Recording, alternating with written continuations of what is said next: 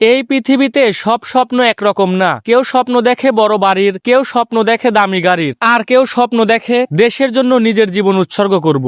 এই গল্পটা তেমনই একজন মানুষের, যে ছিল খুব সাধারণ, কিন্তু স্বপ্নটা ছিল অসাধারণ। আজ আমি আপনাদের শোনাবো একজন সাধারণ ঘরের ছেলের গল্প, যে হাল ছাড়েনি, ভেঙে পড়েনি এবং একদিন বাংলাদেশ সেনাবাহিনীর একজন গর্বিত সৈনিক হয়েছে। আমি বড় হয়েছি একটা সাধারণ পরিবারে। বাবা ছিলেন পরিশ্রমী মানুষ, মা ছিলেন সংসারের নীরব যোদ্ধা। অভাব আমাদের নিত্য সঙ্গী ছিল, চাইলেই সবকিছু পাওয়া যেত না। বন্ধুরা যখন নতুন জামা পরে স্কুলে যেত, আমরা তখন আগের বছরের জামা পরেই খুশি থাকতাম। কিন্তু আমার বাবা মা একটা জিনিস কখনোই কম দেয়নি, সাহস আর দোয়া। বাবা বলতেন, সৎ থাকিস, আল্লাহ তাআলার উপর ভরসা রাখিস, একদিন ঠিকই মানুষ হবি। স্কুলে পড়ার সময় যখনই কোনো সেনাবাহিনীর সদস্যকে দেখতাম, বুকের ভেতর কেমন জানি একটা অনুভব হতো। এই পোশাক, এই শৃঙ্খলা, এই আত্মবিশ্বাস সবকিছুই আমাকে টানতো। তখনই মনে মনে বলতাম, একদিন আমিও এই পোশাক পরবো ইনশাআল্লাহ। কিন্তু স্বপ্ন দেখা সহজ, স্বপ্ন পূরণ করা কঠিন। লেখাপড়ার পাশাপাশি সংসারের চিন্তা, নিজের সীমাবদ্ধতা সবকিছু একসাথে চাপ দিত। অনেকেই বলেছে, সেনাবাহিনী কি আর সবার জন্য?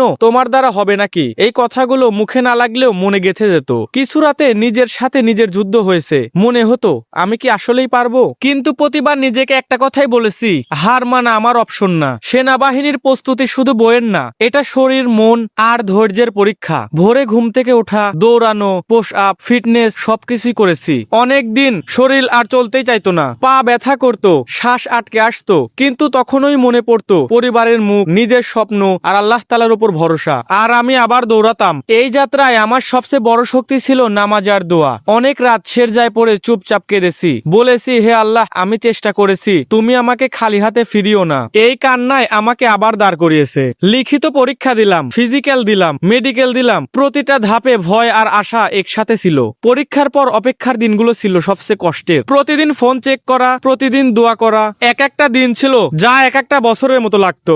একদিন হঠাৎ ফোন বেজে উঠলো, হাত কাঁপছিল, মন বলছিল, হে আল্লাহ। ফোন ধরতেই শুনলাম, আপনি সেনাবাহিনীতে নির্বাচিত হয়েছেন। সেই মুহূর্তে আমি কিছু বলতে পারিনি, চোখ দিয়ে শুধু পানি পড়ছিল। মাকে খবরটা দিতেই তিনি কান্নায় ভেঙে পড়লেন। এই কান্না ছিল গর্ভের শান্তির। বাবা শুধু মাথায় হাত রেখে বললেন, আলহামদুলিল্লাহ। এই একটা শব্দেই সব কষ্ট সমর্থক হয়ে গেল। আজ আমি বাংলাদেশ সেনাবাহিনীর একজন সদস্য। এই পোশাক আমাকে অহংকার শেখায়নি, শিখিয়েছেন দায়িত্ব। আমি জানি এই পথ সহজ না, কিন্তু এটা সম্মানের। যারা আজও সংগ্রাম করতেছেন, বিশ্বাস রাখুন, কষ্ট একদিন ফল দেয়। দোয়া কখনোই বৃথা যায় না। আল্লাহ তাআলা সবচেয়ে উত্তম পরিকল্পনাকারী। আজ আমার গল্প শুনছেন, কাল আপনার গল্প অন্য কেউ শুনবে ইনশাআল্লাহ। এই গল্পটা শুধুমাত্র একজন মানুষের না, এই গল্পটা প্রতিটি স্বপ্নবাজ মানুষের। আল্লাহ আমাদের সবাইকে কবুল করুক, আমিন। যদি আপনারা এই গল্পটি শুনে একটু হলেও উপকৃত হন, তাহলে অবশ্যই চ্যানেলটি সাবস্ক্রাইব করুন।